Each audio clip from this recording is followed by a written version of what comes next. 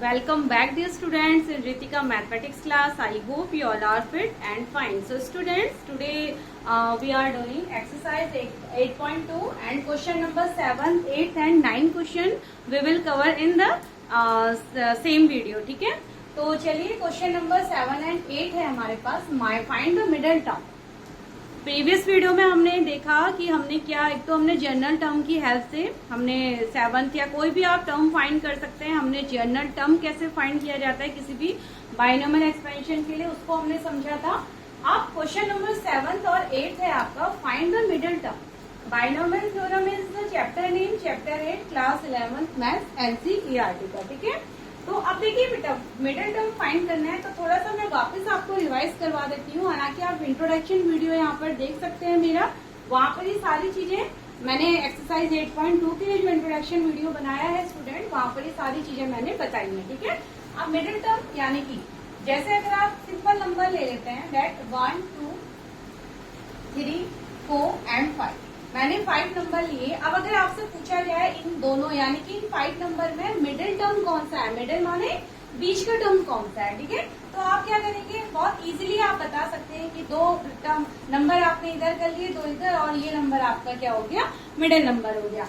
अब अगर सेम आपसे पूछा जाए, अब देखिए अगर मैं यहाँ पर x प्लस वाई, ऐसे ही ये तो था नंबर की बात, अगर मैं यहाँ पर x प्लस वाई का होल क्यूब, ठीक है, यानी कि देखिए अगर मैं x प्लस वाई का स्क्वायर यहाँ पर ओपन करूँ तो क्या होता है, x square plus 2xy plus y square. यानी कि ये तो है बाइनोमियल एक्सपेंशन की फॉर्म, ये था सिंपल नंबर. तो सिंपल नंबर में हमने क्या किया, 3 इज अ मिडल नंबर. अगर हम एक्सपेंशन में देखते हैं तो यहाँ पर पावर, यहाँ पर क्या है, 2 है, यानी कि नंबर ऑफ टर्म क्या है, यहाँ पर number of term 3, number of term 3 that is odd. ठीक है, नंबर ऑफ टर्म क्या है, यहाँ पर ऑड है. तो इस पर अगर आपसे मिडिल टर्म पूछा जाए स्टूडेंट, तो आप यहाँ पर भी क्या बता पाएंगे, 2xy is the middle term. यानी कि ऑड नंबर के केस में हमने देखा कि 2xy भी क्या है, मिडिल टर्म है. एक नंबर आपने इधर हटा लिया, एक नंबर इधर हटा लिया, और ये आपका मिडिल टर्म हो जाता है. ठीक है, तो ये तो बात थी जब हमारे नंबर ऑफ टर्म्स ऑड है. अब अगर हम नंबर ऑफ टर्म्स इवन लेते हैं, दैट इज अगर मैंने लिया 1, 2, 3 एंड 4, यानी कि इवन नंबर ऑफ टर्म्स है, तो यहाँ पर आपसे मिडिल टर्म पूछा जाए, अब आप कैसे फाइंड करेंगे. अगर 1 आप यहाँ हटाएंगे, 1 यहाँ, यानी कि आप इक्वली अगर मिडिल टर्म देखते हैं तो आपके पास ये 2 मिडिल टर्म यहाँ पर आते हैं. ठीक है, जब आपके पास नंबर ऑफ टर्म क्या है, इवन होते हैं स्टूडेंट. ऐसे ही अगर मैं बाइनोमियल की फॉर्म में देखूं, यानी कि x प्लस वाई का क्यूब में देखूं, तो यहाँ पर तो इवन नंबर ऑफ टर्म होंगे. यानी कि आप इंडेक्स में मत सोचना, इंडेक्स अगर 3 है यानी कि n 3 है, तो नंबर ऑफ टर्म्स क्या हो जाते हैं, n प्लस 1 हो जाते हैं ना, 4. तो हमें नंबर ऑफ टर्म्स तो यहाँ पर 4 मिलेंगे, यानी कि इवन मिलेंगे.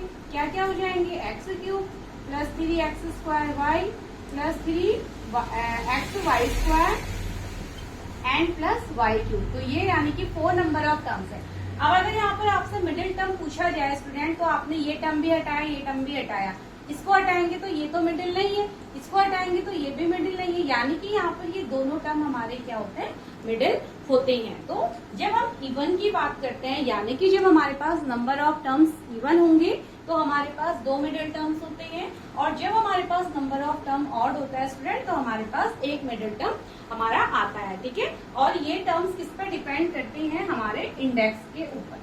यानी कि देखिए जब हम बात कर रहे हैं बाइनोमियल थ्योरम की, तो हमारे ये नंबर ऑफ टर्म्स डिपेंड करते हैं इंडेक्स यानी कि पावर के ऊपर. इंडेक्स पावर भी आप कह सकते हो, या आप इसको n भी कह सकते हो. यानी कि नंबर ऑफ टर्म्स हमारे n पावर के ऊपर डिपेंड करते हैं स्टूडेंट्स. ठीक है, तो चलिए इस कॉन्सेप्ट को हम अप्लाई करते हुए यहाँ पर देखते हैं. और फॉर्मूला होता है, यहाँ पर मैंने आपको बताया है. ठीक है, फॉर्मूला क्या होता है, अगर नंबर ऑफ टर्म्स आपके पास, नंबर ऑफ टर्म्स अगर ऑड है, तो आपके पास फॉर्मूला होता है n प्लस 1/2 टर्म आपका मिडिल टर्म होता है.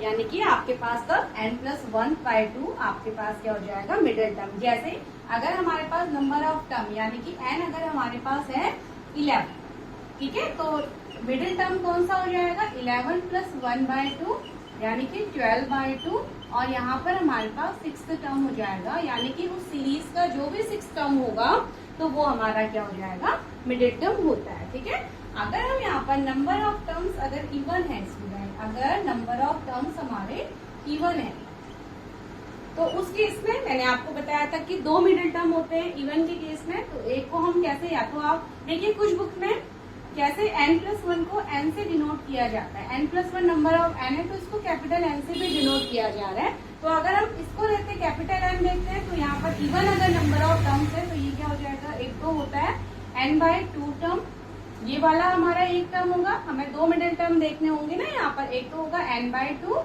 और दूसरा होगा n/2+1, यानी कि इसका नेक्स्ट वाला टर्म, इसका नेक्स्ट वाला टर्म। तो ये हमारे पास 2 मिडिल, जैसे आपने मीन पढ़ा हुआ है स्टूडेंट, ठीक है, आपने मीन पढ़े हैं तो सेम वही लॉजिक हमारा बाइनोमियल एक्सपेंशन के केस में भी होता है, बिल्कुल आप मीन ही यहाँ पर फाइंड कर रहे होते हैं। ठीक है, तो चलिए इसको अब हम आगे अप्लाई करते हैं और क्वेश्चन को सॉल्व करते हैं। तो नाउ हमें क्वेश्चन नंबर 7 है, question number 7 is middle term find करना है। एंड क्वेश्चन में यहाँ पर लिख देती हूँ स्टूडेंट, मिडिल टर्म फाइंड करना है। क्वेश्चन है हमारे पास 3 - x³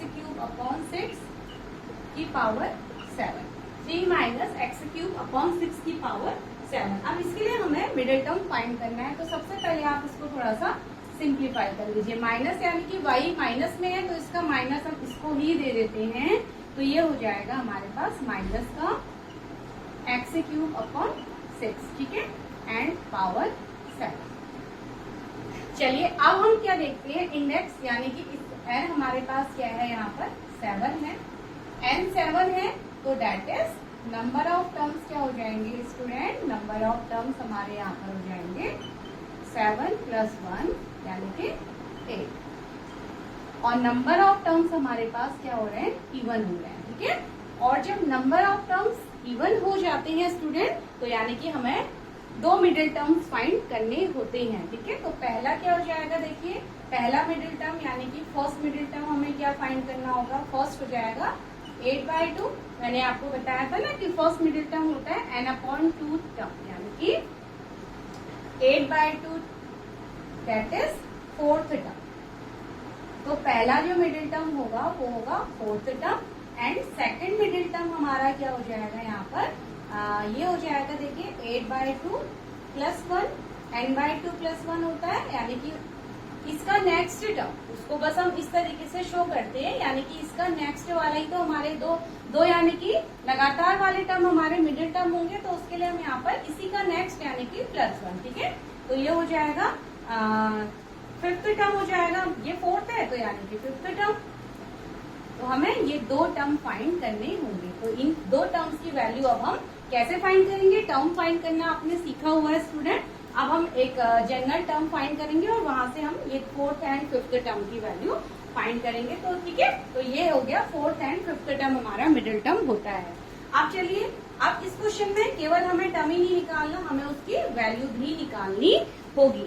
तो अब हम पहले निकालते हैं 4th टर्म, 4th टर्म यानी कि देखते हैं इस एक्सपेंशन का 4th टर्म क्या है।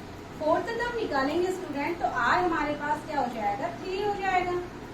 जब हम 4th टर्म फाइंड करेंगे तो r हमारे पास क्या हो जाएगा, 3 हो जाएगा। ठीक है, तो r 3 हो गया, एंड देन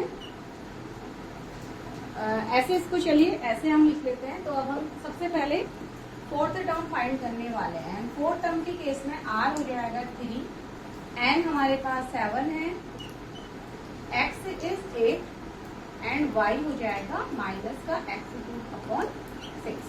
ठीक है, ये हमारे पास y हो जाएगा। T4 हम निकालने वाले हैं, और जनरल टर्म होता है TR+1 is equal to MCR x की पावर n-r इंटू y की पावर r। अब ये तो आपको याद हो ही चुका है, तो TR की जगह 3+1 यानी कि T4, n है हमारे पास 7, CR is 3 into x is 3 की पावर देखिए 7 - 3 कर लेते हैं, डायरेक्ट हम यहाँ पर 7 - 3 4 कर लेंगे। ठीक है, एंड y है माइनस का x³ एंड इसकी पावर 3। वापस इसको सॉल्व करते हैं तो ये हो जाएगा 7c3 इंटू 3 की पावर 4 इंटू -1 की पावर 3 को मैंने सेपरेट कर लिया यहाँ से, एक्स की का क्यूब एंड उसकी पावर 3, तो 3 3 हो जाएगा एक्स की पावर 9 एंड 6 का क्यूब। ठीक है, इसको भी हमने सॉल्व कर लिया है। नाउ -1 का क्यूब है तो निगेटिव एज इट इज रहेगा, ऑड पावर है स्टूडेंट, तो माइनस को आगे ले लेते हैं और ये क्या हो जाएगा, देखिए अब इसको आप थोड़ा सा शॉर्ट ट्रिक से यहाँ पर हम इसको ओपन करते हैं, तो 7 से 3 है, नीचे 3 है आपके पास और यहाँ C है, तो यानी कि 7 को डिक्रीजिंग ऑर्डर में 3 नंबर्स बढ़ा लीजिए। ठीक है, तो 7 इंटू 6 इंटू 5, ये ट्रिक को आप हमेशा याद रखिए। एक यहाँ पर शॉर्टकट तरीका हमारे पास क्या होता है, देखिए जैसे मेरे पास 7 से 3 है, ठीक है 7 से 3 है, तो शॉर्ट तरीके से अब आप ये देख लीजिए 7 यानी कि ऊपर वाला फैक्टोरियल हमें, अगर आप फॉर्मूला नहीं यूज करना चाहते हैं एनसीआर का, तो एक शॉर्ट ट्रिक क्या हो जाती है, 7 नीचे क्या है 3, तो 7 को 3 डिक्रीजिंग नंबर पे आप ओपन कर लीजिए। ठीक है, इस तरीके से एंड अपॉन यहाँ 3 को क्या हो जाएगा इसके 1 इंटू 2 इंटू 3, इस तरीके से आप ओपन कर लीजिए। तो ये एक तरीका होता है, ठीक है शॉर्टकट, अदरवाइज आप एनसीआर फॉर्मूला यहाँ पर अप्लाई कर सकते हो, 1 इंटू 2 इंटू 3 और ये हो जाएगा 3 की पावर 4। अब देखिए 6 की पावर 3 है, चलिए पहले माइनस मैंने आगे रख लिया इंटू एक्स की पावर 9 अपॉन 6 की पावर 3। ठीक है, 6 की पावर 3। तो चलिए अब इसको हम यहाँ पर सब सॉल्व करते हैं।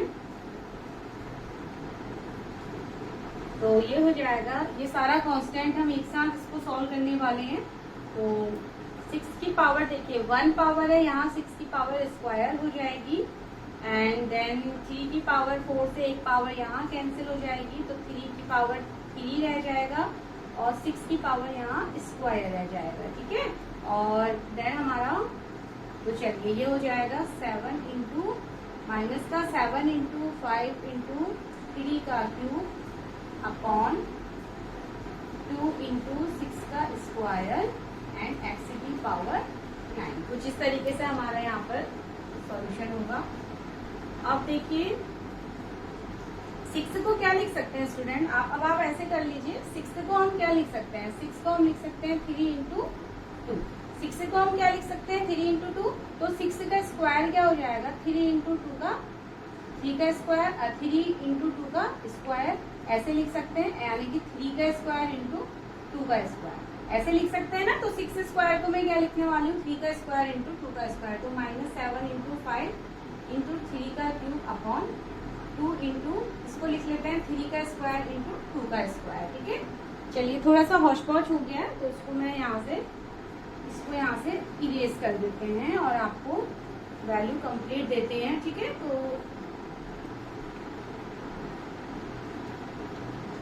देखिए -7 इंटू 5 इंटू 3 का क्यूब अपॉन 6 का स्क्वायर, तो 2 इंटू इसको लिख लेते हैं 3 का स्क्वायर इंटू 2 का स्क्वायर, 6 स्क्वायर को 3 स्क्वायर इंटू 2 स्क्वायर और एक्स का पावर 9 एज इट इज। ठीक है, इससे क्या होगा 3 स्क्वायर देखिए अभी कैंसिल आउट हो जाएंगे हमारे, 3 के पावर से ये कैंसिल हो जाएगा। ठीक है, तो माइनस का 35 अपॉन 2 का क्यूब 8 हो गया इंटू एक्स की पावर 9, तो -35 अपॉन 8 इंटू एक्स की पावर 9। तो कुछ ये हमारी वैल्यू रहती है स्टूडेंट्स 7 से 3 की पावर 4। ठीक है, तो ये हमारी वैल्यू -35 3 की पावर 4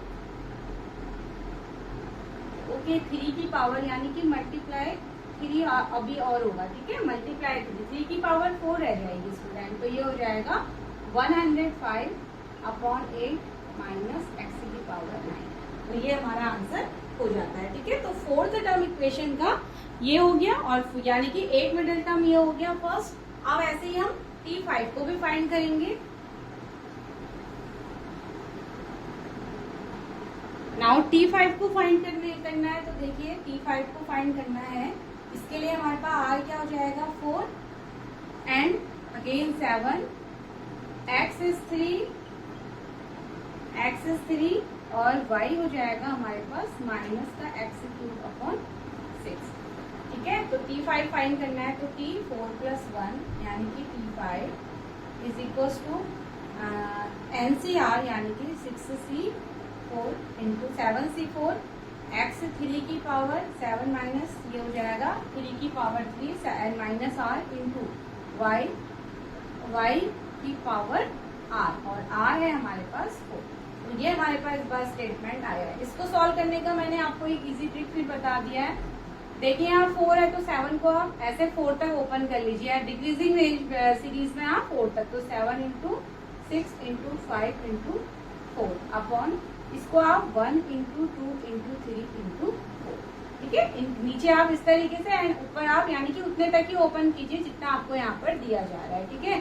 तो आप इसको यहीं पर अगर कैंसिल सॉल्व कर लेंगे तो ये हो जाएगा 2 अच्छा 4 से 4 आपका यही कैंसिल हो जाएगा। देखिए 4 से 4 कैंसिल, 3 2 जा 6, 2 से 2 गया, तो ये हमें 35 वैल्यू यहाँ पर मिल जाएगी। तो इसकी वैल्यू तो हो गई 35 इंटू 27 इंटू, अच्छा इसको अभी हम 27 इसको हम 3 का क्यूब लिखेंगे क्योंकि ये इसके साथ भी कनेक्ट हो जाएगा। -1 की पावर 4 इसको मैं ऐसे लिख लूँ, -1 की पावर 4 इंटू x का क्यूब अपॉन 6 की पावर 4, ठीक है। -1 मैंने सेपरेट कर लिया, इवन पावर है तो पूरा एक्सपेंशन हमारा प्लस में रहेगा, तो यानी कि 35 इंटू 3 का क्यूब। अब देखिए 6 की पावर 4 होगा स्टूडेंट, इसको थोड़ा सा आप ऐसे और कर लीजिए, x का क्यूब और बाहर से है 4 पावर, तो यानी कि x की पावर 12 हो गई एंड अपॉन में हो जाएगा 6 की पावर 4, अपॉन में हो जाएगा 6 की पावर 4 और 6 की पावर 4 को क्या 3 की पावर 4 इंटू 2 की पावर 4 ऐसे लिख सकते हैं क्योंकि ये क्या हो जाएगा इससे कैंसिल आउट हो जाएगा, ठीक है। तो 3 के ये क्यूब से 4 पावर, तो ये हो जाएगा 35 इंटू x की पावर 12 अपॉन देन 3 इंटू 2 की पावर 4, ठीक है, 3 इंटू 2 की पावर 4 एंड फाइनली हमारे पास जो एक्सप्रेशन यहाँ पर आता है स्टूडेंट वो हो जाएगा हमारे पास 35 अपॉन, देखिए 3 इंटू 2 की पावर 4 16 एंड x की पावर 12 यानी कि 35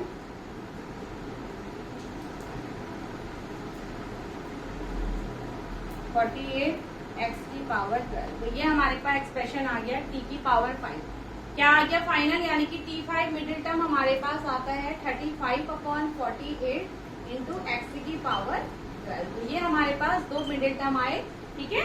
T4 आप देख लीजिए, मैंने यहाँ से हटा दिया, तो आप वीडियो को पॉज करके T4 को देख लीजिए एंड T5 यानी कि ये दो मिडिल टर्म हमारे आते हैं, ठीक है। T4 को भी मैं यहाँ पर लिख देती हूँ। T5 हमारे पास ये आया स्टूडेंट एंड T4 की वैल्यू आएगी माइनस का 105 अपॉन 8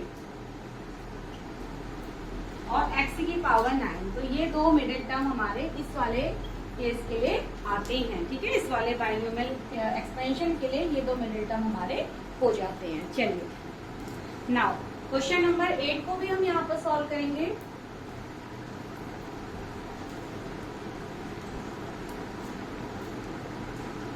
क्वेश्चन नंबर 8 है,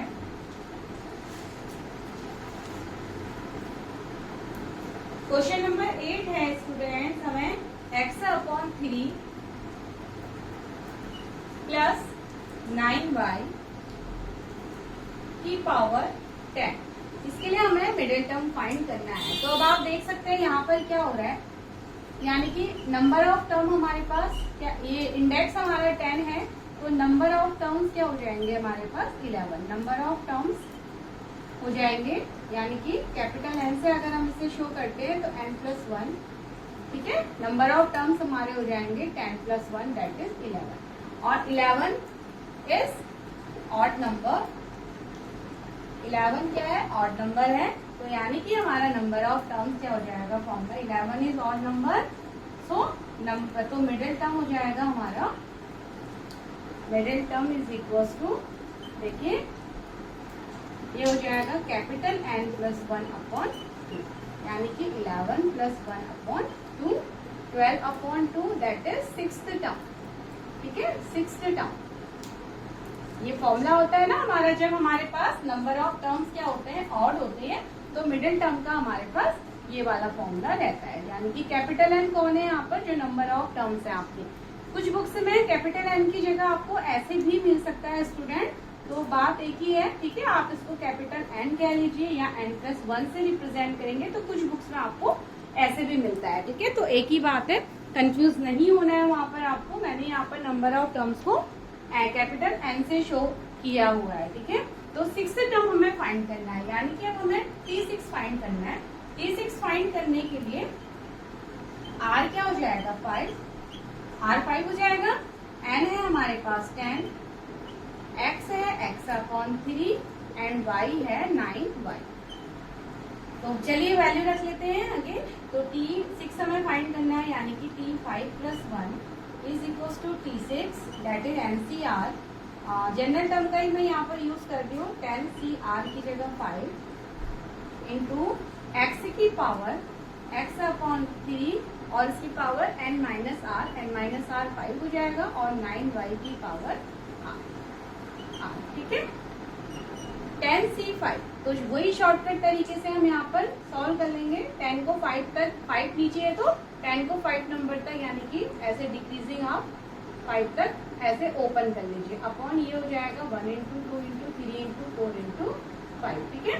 तो उसको यहाँ पर अगर हम सॉल्व कर लेते हैं स्टूडेंट, तो 5 2 10, 2 से 2 कैंसिल हो जाएगा, 3 3 9 हो जाएगा, एंड 4 2 8 हो जाएगा। तो यानी कि 3 × 2 × 7 × 6, ये हमें यहाँ पर वैल्यू मिलती है। तो इसको हम कैलकुलेट कर लेंगे, ये हो जाएगा 36 × 7,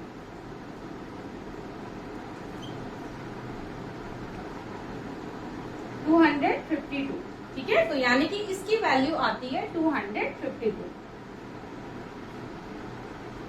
252 मल्टीप्लाई, ये हो जाएगा x की पावर 5/3 की पावर 5 इंटू 9 की पावर 5 और y की पावर 5।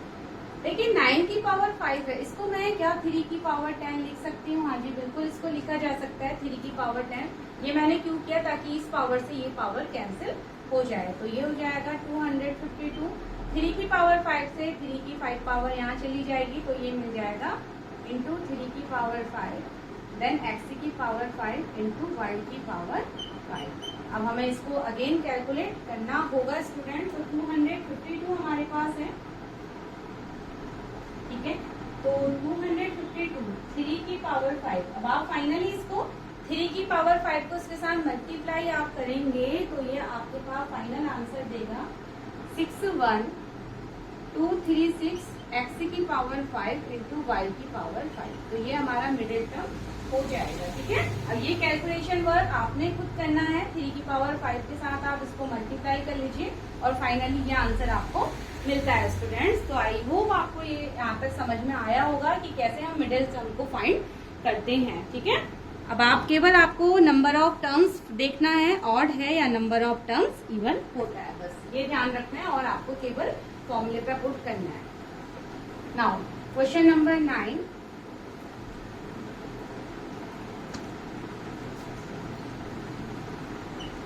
क्वेश्चन नंबर 9 है हमारा, in the expansion of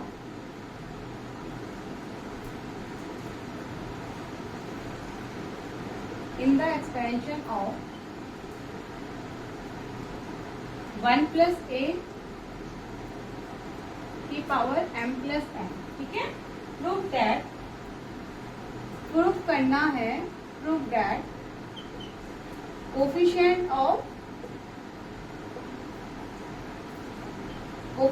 of a की पावर m, ठीक है, कोफिशिएंट ऑफ a की पावर m एंड a की पावर n आर इक्वल।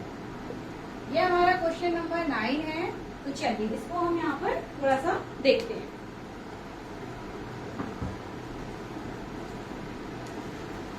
तो चलिए स्टूडेंट, अब यहाँ पर हम इसको थोड़ा सा देखते हैं।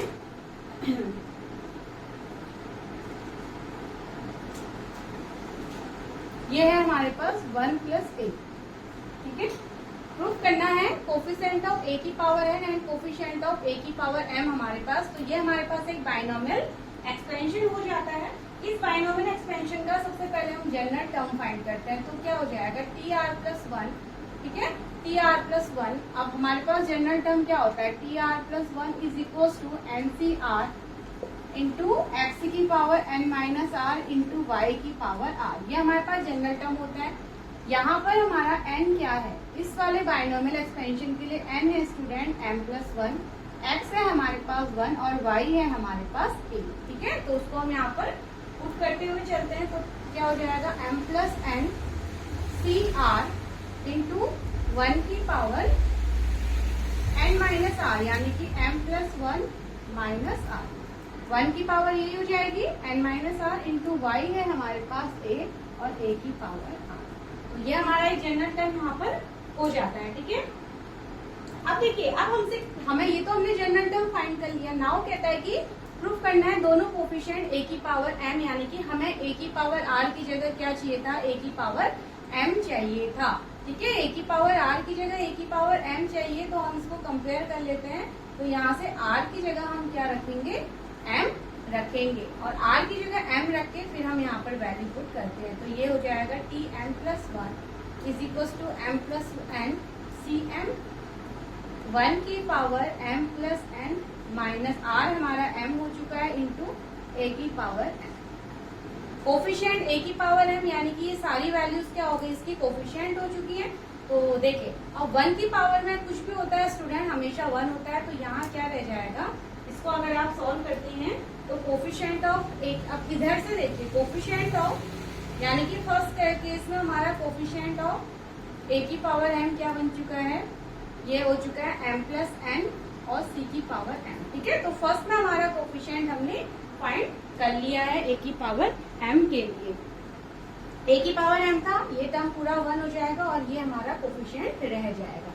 अब ऐसे ही हम सेकंड साइड यानी कि टी आर प्लस वन, इसको मैं यहाँ पर इरेज करती हूँ और यहाँ पर अब हम a की पावर n के लिए देखेंगे। यानी कि अब इस टर्म में अगर हमारे पास a की पावर n हो जाए, ठीक है, तो अब क्या है, तो यहाँ हो जाएगा t, ऐसे लिख लेते हैं, when a की power r is equal to a की पावर n, ठीक है। a की पावर m को हमने ले लिया। अब a की पावर r की जगह a की पावर n रख के देखते हैं। तो क्या हो जाएगा, T N plus one is equal to m plus N C N into 1 की power m plus N minus n into a की पावर n हो जाएगा स्टूडेंट, ठीक है। तो ये टर्म अगेन 1, तो यहाँ पर कोफिशिएंट ऑफ a की पावर n क्या आ गया हमारे पास, कोफिशिएंट ऑफ a की पावर n या आ गया m प्लस n c की पावर n, यानी कि केवल यही टर्म हमारा कोफिशिएंट रह चुका है, ठीक है।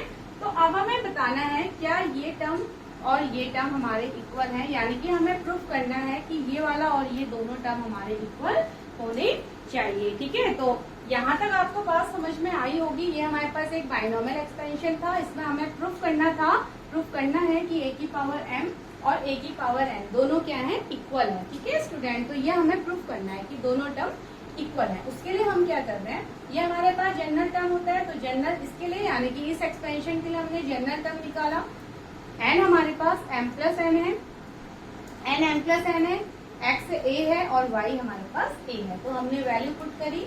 अब हमें यहाँ पर a की पावर r मिला था जनरल टर्म में, जबकि हमें a की पावर m और a की पावर n चाहिए। तो हमने a की पावर r को कंपेयर किया फर्स्ट में a की पावर m के साथ, ठीक है। तो r इक्वल टू m हो गया उस कंडीशन से, यानी कि हमें तो r की जगह m चाहिए, तो हमने पुट किया m, तो हमें a की पावर r का कोफिशिएंट ये टर्म मिल जाता है, क्योंकि ये टर्म पूरा 1 हो जाएगा। 1 की पावर कुछ भी होती है आपकी 1 ही होती है, तो ये टर्म कोफिशिएंट हो गया।